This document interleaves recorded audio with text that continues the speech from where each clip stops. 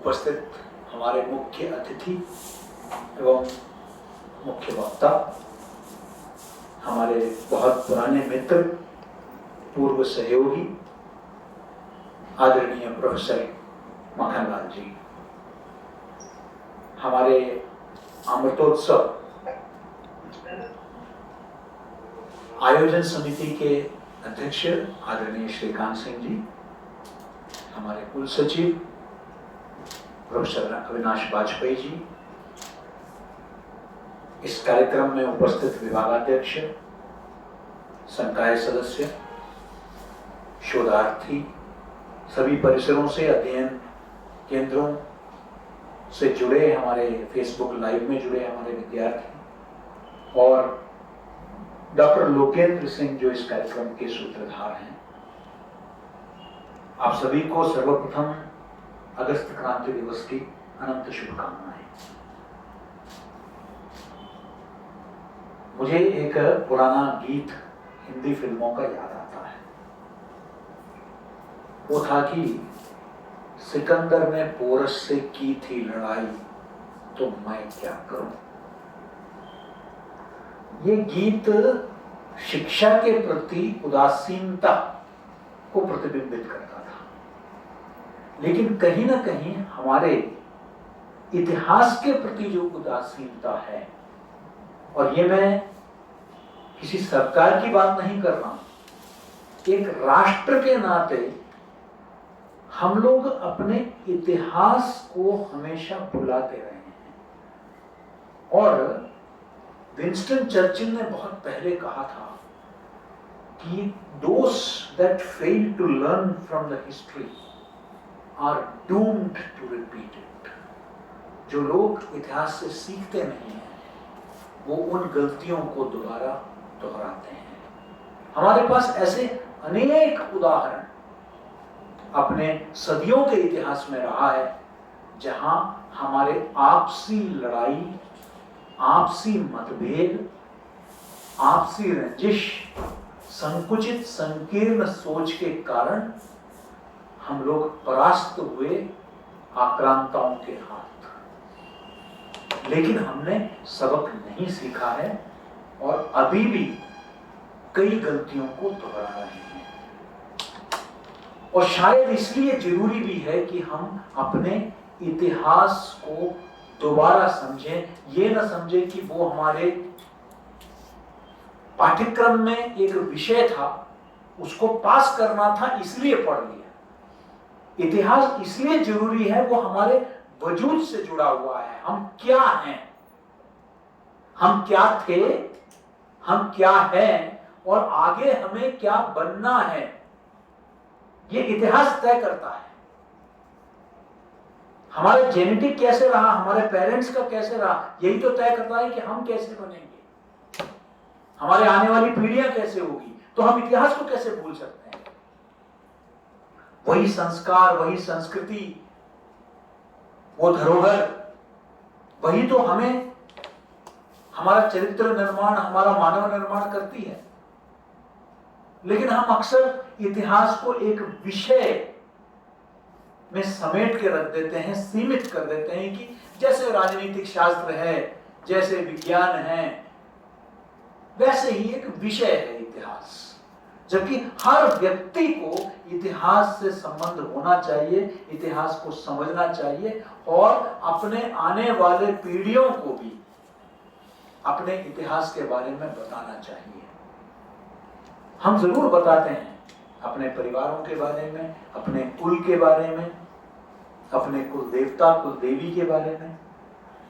हम सब अपने बच्चों को बताते हैं, लेकिन क्या हम अपने राष्ट्र के इतिहास के बारे में बताते हैं? हम अपने समाज के इतिहास के बारे में बताते हैं क्या? नहीं बताते हैं। क्योंकि क्या हमें गर्व है उसको लेकर, या हमें सिर्फ मात्र अपने जाति तक हम सीमित हैं कि हम अपना जाति का इतिहास बताते हैं, हमारे शूरवीरों की बातें बताते हैं? यहीं तक हम सीमित हैं क्या? इसलिए इतिहास को समझना बहुत जरूरी है। पत्रकारिता के छात्र का इतिहास से क्या लेना देना?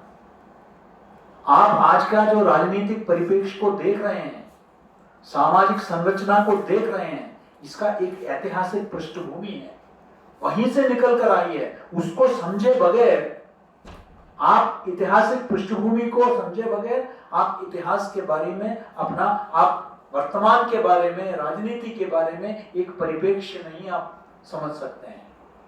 उसको परिप्रेक्ष्य में रखना है तो आपको उस इतिहास को समझना होगा। आप इस देश के जो अभी प्रोफेसर मक्खनलाल जी जाने जाते हैं अपने बेबाकी के लिए, कई लोग डरते हैं उनको आमंत्रित करते हुए क्योंकि वो सच बोलते हैं। वो उन बातों के बारे में बोलते हैं जिनको बोलना बहुत ज्यादा सुविधाजनक नहीं समझा जाता है। कंफर्ट जोन से बाहर निकालते हैं वो आपको, क्योंकि हम पॉलिटिकली करेक्ट रहना चाहते हैं, किसी को बुरा न लग जाए। लेकिन पत्रकारिता में यह हमें नहीं सिखाया गया। पत्रकारिता में हमें बुरा लगने के बारे में नहीं, लगे बुरा कोई दिक्कत नहीं, समाज का बुरा नहीं होना चाहिए, राष्ट्र का बुरा नहीं होना चाहिए, किसी व्यक्ति को बुरा लगे कोई दिक्कत नहीं। और इसी कारण हमने ऐसे वैचारिक, ऐतिहासिक जिन्होंने अध्ययन किया है, शोधार्थी हैं, जिन्होंने पूरा जीवन समर्पित किया है, जब सरकारी जिम्मेदारियों से आप मुक्त हुए तो आप विवेकानंद अंतरराष्ट्रीय प्रतिष्ठान में आपने पुस्तकें लिखी, और आज पुनः नेहरू मेमोरियल जैसे प्रतिष्ठित संस्थान में आपको फिर से एक अवसर मिला है। वो इसलिए कि वो हम सबको कुछ ज्ञान के नए बिंदु प्रदान करें। वो मोतियां जो हमसे छुपाई रखी थी किसी भी कारणवश, वो हमारे सामने प्रस्तुत करें। और उन्होंने अपने पुस्तकों के माध्यम से वो प्रस्तुत करने का प्रयास किया है। हम चाहते हैं कि हमारे विद्यार्थी उस परिप्रेक्ष्य को भी समझे, क्योंकि हमारा जो अध्ययन हुआ है कुछ एनसीईआरटी के किताबों के माध्यम से, कुछ लेखकों के माध्यम से हुआ है इतिहास का समझ। मैं अपने पत्रकारिता के छात्रों को हमेशा बोलता हूं, सारे जितने अखबार पढ़ सकते हो पढ़िए, जितने पत्रिकाएं पढ़ सकते हैं पढ़िए, जितने टीवी चैनल देख सकते हैं देखिए। इतिहास को भी आप जरूर इसी नजरिए से देखिए। सिर्फ एक ही लेखक द्वारा, एक ही पुस्तक का एक माध्यम से आप इतिहास को ना समझें। इतिहास को, उसको जितने उस पर शोध हुआ है वो आज उपलब्ध है। नए दृष्टिकोण से इतिहास को समझने का प्रयास किया गया है। एक वो इतिहास था जहां हमें बताया गया था कि आर्य और द्रविड़ अलग है, द्रविड़ यहां के मूल निवासी हैं और आर्य बाहर से आए हैं। लेकिन अब यह साबित हो चुका है कि आर्य भी यहीं के हैं।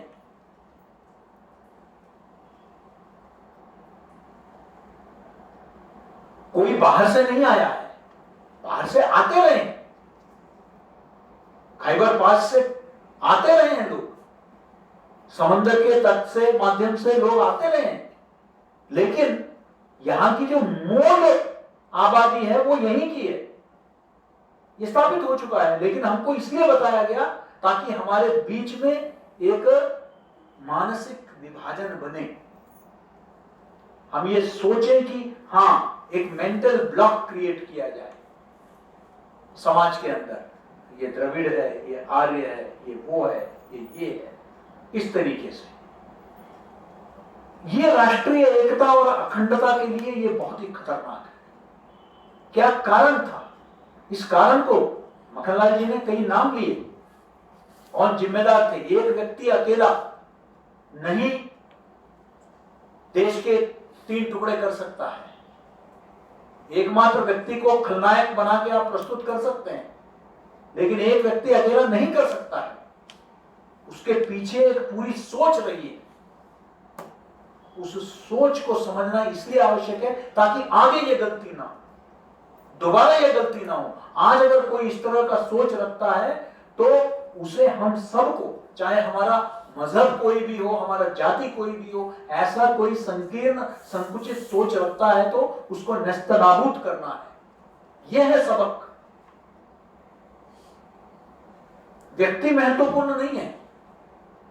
यही है मक्खनलाल जी का जो आज जो व्याख्यान का सार अगर आप देखेंगे तो स्वतंत्रता आंदोलन भी हो या भारत छोड़ो आंदोलन हो, अगस्त क्रांति हो, वो एक व्यक्ति तक हम सीमित नहीं रख सकते। उसके पीछे पूरा एक परिस्थितियां हैं, उसके पीछे कई व्यक्ति हैं, कई समूह हैं, तब जाकर हम अपने स्वतंत्रता को हमने प्राप्त किया है। हाँ, शीर्ष नेता हमारे रहे हैं, गांधी जी, नेताजी, शहीद आजम, भगत सिंह,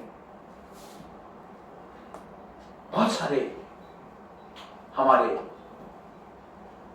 नेता रहे हैं जिनके मार्गदर्शन में हम भारत को स्वतंत्रता दे पाए। लेकिन ये अमृतोत्सव हम जो आज मना रहे हैं पूरे देश में, उसके पीछे उद्देश्य मात्र 75 साल हो गए, चलिए खुशियां मनाते हैं, ये नहीं है। हर उत्सव को आत्ममंथन और आत्मावलोकन का एक अवसर समझना चाहिए। ये अमृतोत्सव भी उस दिशा में है। हम कहां तक पहुंचे, क्या कारण था, 75 साल के बाद या 75 सालों में हमने कितनी यात्रा, कितनी दूरी तय की, क्या विघ्न बनकर आए, उसके कारण क्या है, ये एक विश्लेषण करने का समय भी है। हम भी अपने विश्वविद्यालय में, मैं अपने मुख्य वक्ता के सूचनार्थ बताना चाहूंगा कि साल भर का डॉक्टर श्रीकांत सिंह जी के अध्यक्षता में एक योजना बनाई है। और इस वर्ष हम लोग व्यक्तियों के और संस्थाओं के तो शताब्दी मनाते हैं, लेकिन हमने एक नीतिगत निर्णय लिया है कि हम इस वर्ष 100 वर्ष पूरे हो रहे हैं पुष्प की अभिलाषा की, जो हमारे प्रेरणा स्रोत दादा मक्खनलाल जी के द्वारा कृत कविता है, जो न जाने कितने लाखों युवकों को उसने प्रेरणा दी है। उस रचना की भी जो है 100 वर्ष को हम देश भर में मनाएंगे इसी अमृतोत्सव के तहत। और यही नहीं, बड़े संयोग की बात है कि इसी वर्ष जो है हम मीडिया शिक्षण का भी 100 वर्ष, डॉक्टर एनी बेसेंट के समय पे शुरू हुआ था, 100 वर्ष पूरे हो रहे हैं इस वर्ष। तो इस वर्ष का बहुत महत्व है और हम सबके लिए यह सौभाग्य की बात है कि हम इस अमृतोत्सव के दौरान हम इस संस्था में है। इस संस्था में ये एक संयोग कहिए, कारण कोविड के कारण हुआ और कारणों से विलंब होता रहा, लेकिन संयोगवश ये दोनों ही हमारे मुख्यालय परिसर भोपाल में, बिशनखेड़ी में 50 एकड़ में जो नया परिसर आ रहा है, वो भव्य परिसर भी, रीवा में बहुत ही खूबसूरत एक परिसर हमारा बना है, ये दोनों परिसर का उद्घाटन भी इसी अमृतोत्सव के दौरान होगा। ये हम सबके लिए सौभाग्य की बात है। हमने राष्ट्रीय शिक्षा नीति को भी क्रियान्वयन किया है इसी दौरान। 7 नए पाठ्यक्रम, 5 मीडिया में, ग्रामीण पत्रकारिता में, फिल्म पत्रकारिता में हमने नए पाठ्यक्रम शुरू किए हैं। मीडिया मीमांसा के माध्यम से भी हम समझने का प्रयास करेंगे, शोध की दृष्टि से मीडिया का किस तरीके से ये 75 साल रहा, इसको भी हम समझने का प्रयास करेंगे। बहुत सारे उत्सव हमने योजना बनाई है और मुझे पूरा विश्वास है कि हम ये बहुत ही एक सार्थक योजना बनाएंगे, जिसके तहत न सिर्फ हमारे युवा पीढ़ी को प्रेरणा मिलेगी, बल्कि हम कुछ ऐसे नई चीजों का सृजन भी करेंगे जो आने वाले पीढ़ियों के लिए बहुत कारगर साबित होगा। मैं समझता हूं कि ये वर्ष अत्यंत पूरे देश में हर्षोल्लास से मनाया जा रहा है। मुझे पूरा विश्वास है कि आज हमने जो आरंभ ही किया ऐसे एक मजबूत, ऐसे एक व्याख्यान से जिसने हमको प्रेरित किया, सत्य के अन्वेषण के लिए प्रेरित किया, जिसने हमें शोध के लिए हमें प्रेरित किया। मुझे पूरा विश्वास है कि हमारे युवा पीढ़ी भी इन खोजों को, इनको आखिरी सत्य मत मानिए, लेकिन सोचना तो शुरू करिए। राष्ट्रीय शिक्षा नीति कहती है कि critical thinking and problem solving, ये दो मंत्र हैं राष्ट्रीय शिक्षा नीति के। वो क्रिटिकल थिंकिंग तभी आएगा जब आप एग्जिस्टिंग थ्योरीज को चैलेंज करेंगे, और प्रोफेसर मक्खनलाल जी ने आज वही काम किया है। मानिए मत पूरी तरह उन्होंने जो कहा है, उन्होंने शोध के बगैर वो कोई बात नहीं करते हैं, साक्ष्य के बगैर बात नहीं करते हैं, लेकिन कम से कम शुरू तो करिए अपना अन्वेषण का यात्रा। उन्होंने जो जो बातें कही है उसको शोध के आधार पर आपका जो अभी तक एक सोच थी भारत के स्वतंत्रता को लेकर, अगस्त क्रांति को लेकर, उन परिस्थितियों को लेकर, भारत के विभाजन को लेकर, उसको उन्होंने चुनौती दी है। हमें भी अब गहराई तक जाना है, हमें उसे समझना है कि क्या आपने जो हमारे सामने प्रस्तुत किया वही सही चित्र है, अभी तक जो हमें बताया गया वो क्या थी। इन सब विषयों पर भी हमें सोचने का ये समय है। लेकिन अंततोगतो मैं यही कहूंगा कि अगस्त क्रांति, उसका अलग अलग इंटरप्रिटेशंस हो सकता है, दृष्टिकोण हो सकता है, लेकिन भारत के जनता को, चाहे उसमें गांधी जी की भूमिका रही हो, नेताजी की भूमिका रही हो, भारत के जनता को प्रेरित किया कि वो विदेशी हुकूमत को उखाड़ फेंके। अगर मुंबई में नेवल रेटिंग्स ने बगावत की तो उसकी भी कहीं ना कहीं जड़ में वो भारत छोड़ो आंदोलन रही है। एक पूरे देश में जो एक भावना जगा दी हम सबके अंदर, हमारे उस पीढ़ी के अंदर, कि वो अब अंग्रेजी हुकूमत के लिए तैयार नहीं है। स्वदेशी के प्रति, आत्मनिर्भरता के प्रति जो एक भावना जगा दी, एक अलग जगा दी, उस दृष्टिकोण से 1942 का वो अगस्त क्रांति जो है बहुत ही महत्वपूर्ण था। और जल्दी ही हम 15 तारीख को प्रत्यक्ष में हम लोग अपना स्वतंत्रता दिवस मनाएंगे, इसी आयोजन समिति के जो है मार्गदर्शन में। और तब आप में से कई लोगों से प्रत्यक्ष में भेंट भी होगी और हम पुनः आजादी के अमृतोत्सव को मनाएंगे। मैं आप सभी को शुभकामनाएं देता हूं और पुनः हमारे आदरणीय मक्खनलाल जी को धन्यवाद देता हूं कि उन्होंने अपने व्यस्ततम कार्यक्रम से समय निकालकर, जब भी मैंने आग्रह किया, उन्होंने हमेशा जो है किसी भी संस्थान में मुझे हमेशा समर्थन दिया है। उन्होंने हिस्सा लिया है, बढ़ चढ़कर युवाओं को प्रेरित करने में।